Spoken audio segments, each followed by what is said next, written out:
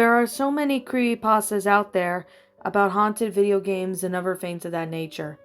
I've read them, and always just pass them off as just that fake stupid creepypasta stories, though they were very entertaining. I never expected something similar to happen to me. It seems like the worst things always happen to the most unsuspecting and cynical, doesn't? Well, I was at the time of a disappointment in my life. I had become very ill and forced to drop out of college. I hated having my dreams being put on hold, and I've been suffering from a mild case of depression because of it. But there was still a little comfort that can only come back from being home that reassured me a little bit. But there was still a bit of boredom I had to deal with. No job, no college, and I hate to say it, but little friends. Most still in college themselves, made each day drag by. The days spent watching TV and old VHS movies in that familiar living room gave me some inspiration to find a way to ease my ever-increasing tedium.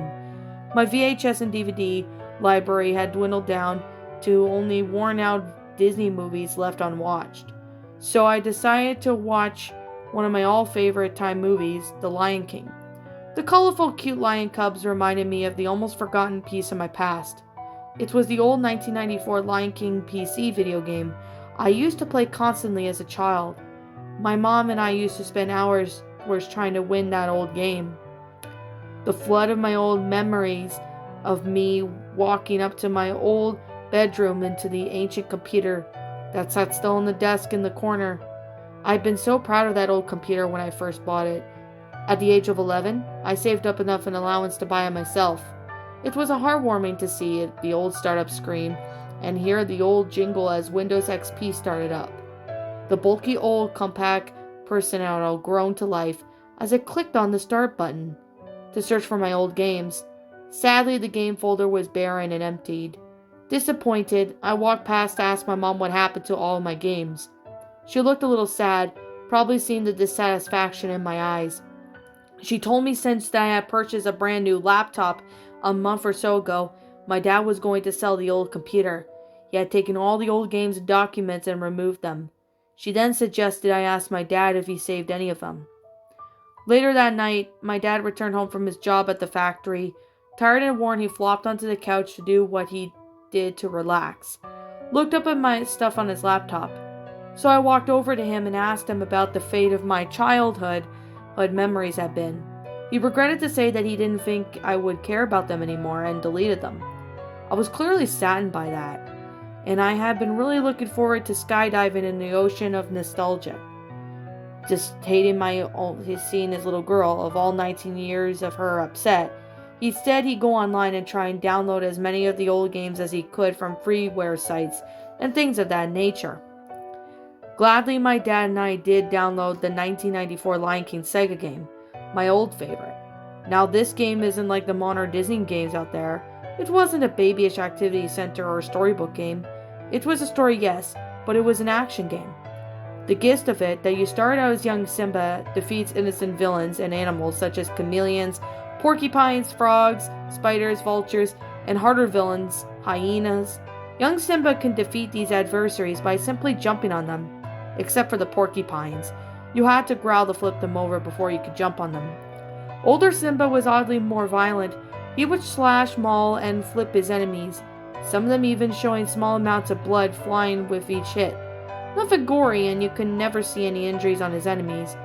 But at the age of 4, that seemed to be like a major carnage. The next morning I was glad to have the whole house to myself, to play the game again. My dad was at work and my mom was off to Lexington, Kentucky, to help my almost 80-year-old grandmother. It was like times like this that pays to have no siblings. So I grabbed a bowl of M&Ms and some sweet tea, retreated to my room for the day. My dad had installed the game into the bulky old gray and black computer the night before, but it hadn't seen if it worked or not. I prayed as I clicked on the file. It worked to my delight, and when I saw the grainy start up on the screen, a picture of Pride Rock with Rafiki holding baby Simba, I pressed the start of the game. Timon appears on the screen and said an old familiar line, "It starts." I worked my way through the colorful levels with ease. I remembered every trick and bonus. Everything went well, and I was having an old-fashioned time fun like I used to as a kid. I made it to the last level, Pride Rock, where adult Simba battles Scar. I made halfway through the level, battling Scar with 2 or 3 more times, and before killing off hyena after hyena. I was having a perfect game until I made one mistake. I misjudged a jump and missed the platform I was aiming for, sending Simba plunging into the darkness between. That's when things started to go wrong. Instead of just fading to the black and starting the level, almost like it was supposed to, the screen began flashing random colors, mainly red, black, and purple, and the sound that wasn't supposed to be in the game. I should know, I've played it hundreds of times and memorized every part of it. The sound was from the movie, but it was the infamous stampede scene when Mufasa fell to his doom. It was Simba screaming no, and that's when the screeching sound was so loud, I jumped and turned down my speakers.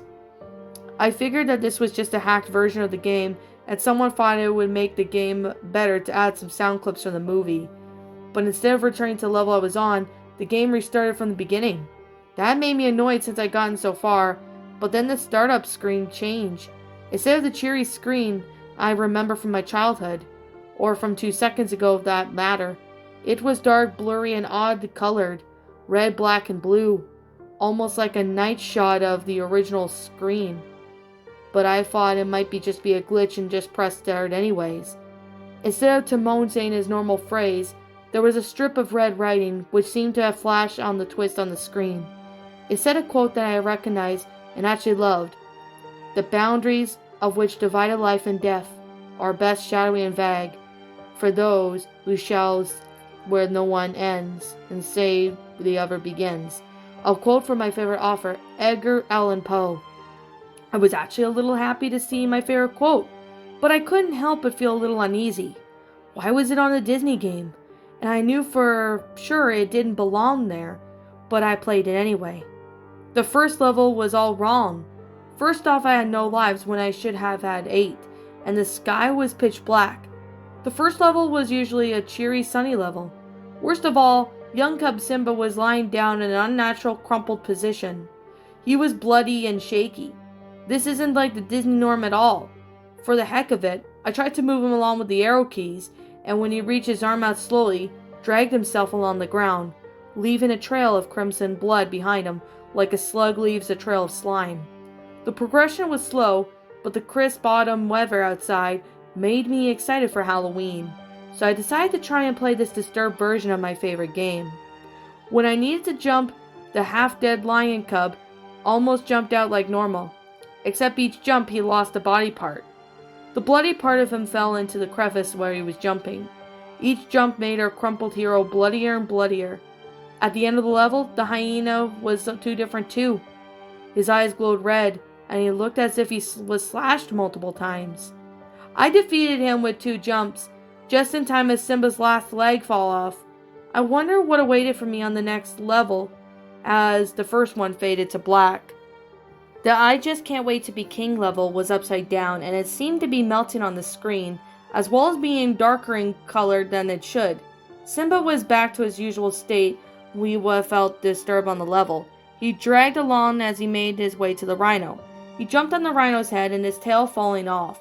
Along the way, the rhino had flipped him into the trees, into the arms of the monkeys. This is the part when Simba was supposed to jump on the heads of giraffes over the water to the other side. But there was a problem. The giraffes were beheaded, bloodied with amazingly disgusting detail. I could see the bone sticking out. I thought, whoever hacked this game had a darker side version than me. But I wondered how battered Simba could get across the water, which was, in this version, red blood. But he jumped from the giraffe to giraffe by clinging onto the necks. The blood made him slip off so quickly that I had to jump quicker and quicker to keep him from falling in the water. Later in the level, the ostrich he was supposed to ride was beheaded and skinned with a frightening realism. It looked more like a photo that I had seen taken at the forearms of dead animals. The ostrich lurched in an odd, distorted way as it ran. The rest of the level was about the same, the monkeys beheaded on the trees in fire, and Simba crawled out upside down in madness. As the level faded, the screeching sound returned, as well as something completely unexpected. It was Mufasa's face, but instead of the gold color he should be, he was black and his eyes were glowed green. He opened his mouth and said in a hissing voice, "Scar is innocent." It was me. What did that mean? Was this like a twisting game trying to pass off that Mufasa was supposed to have let go on the cliff on purpose? I don't know why, but I was disturbed by that thought. Don't be stupid, I thought. Don't let a stupid game make you upset about your fictional cartoon lions. Despite the nervousness I was experiencing, I continued to play the elephant graveyard level. This one was right side up. Thank goodness. And Simba surprisingly normal standing up like he was supposed to. Maybe the hacker got bored and decided to leave this level alone. My thoughts were proven wrong as soon as I fought them. The elephant graveyard strangely devoid of life.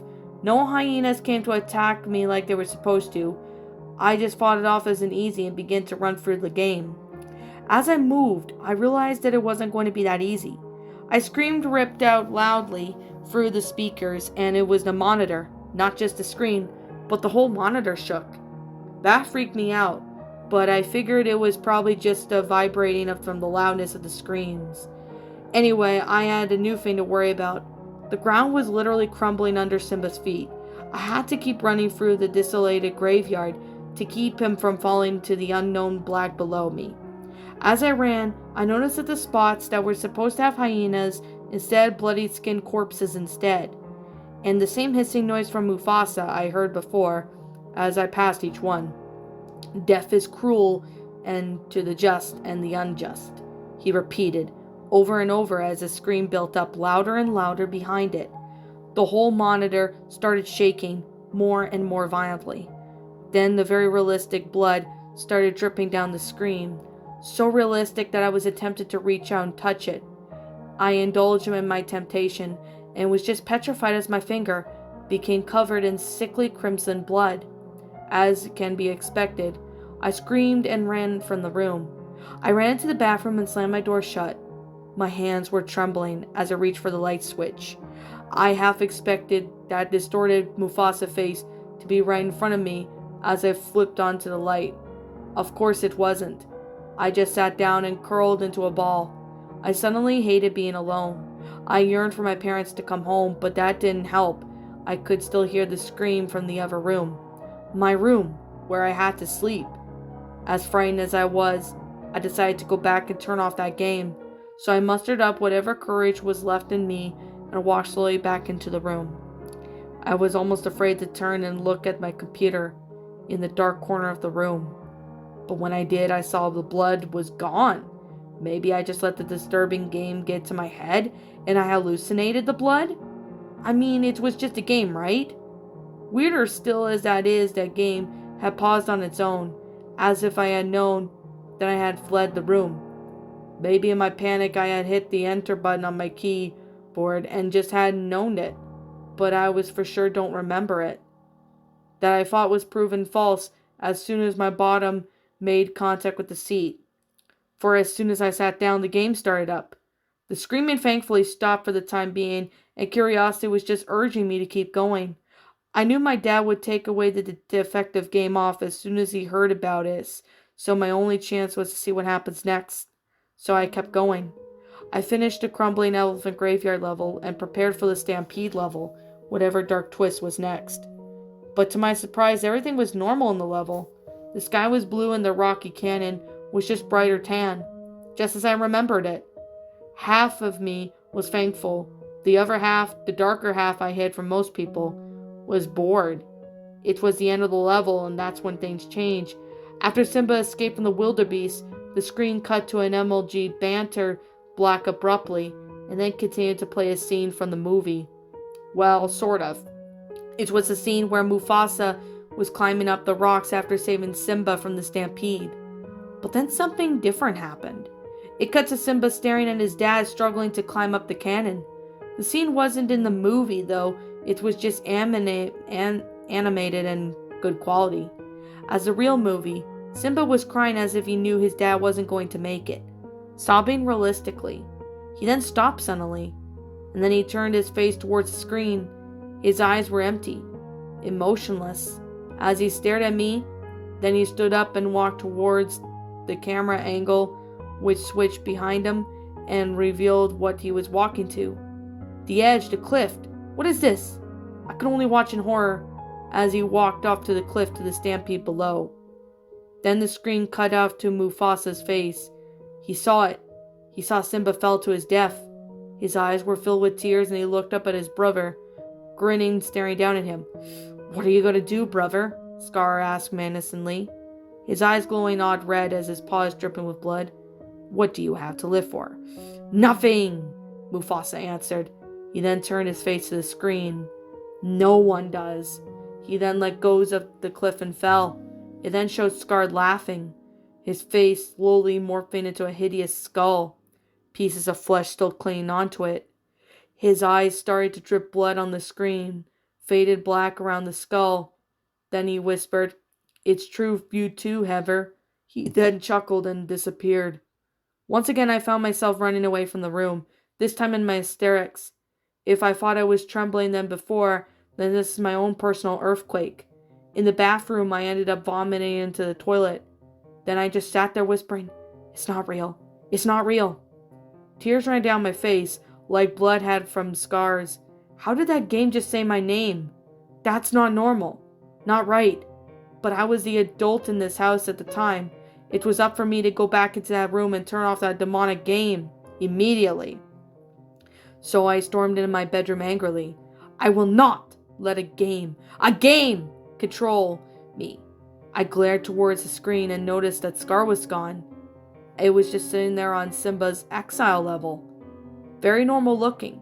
It even had the appropriate sound for the game. Once again, curiosity got the better of me, and I dismissed the movie clip as my imagination getting the better of me. So I continued to play the level. I was stupid, I know that now. But I wasn't going to get freaked out that easily over things like that. I was the type who craves for scary things, loved them, so I played the game with a cautious but curious attitude. I was just waiting for something else strange to happen, but nothing like it happened before. More like watching videos online and waiting for the screamer. The level was perfectly normal. Whoever hacked this game had a twisted sense of humor, I thought warily, luring you into a false sense of security, then freaking you out in a whole new way. I knew it was coming, but I still jumped when it happened.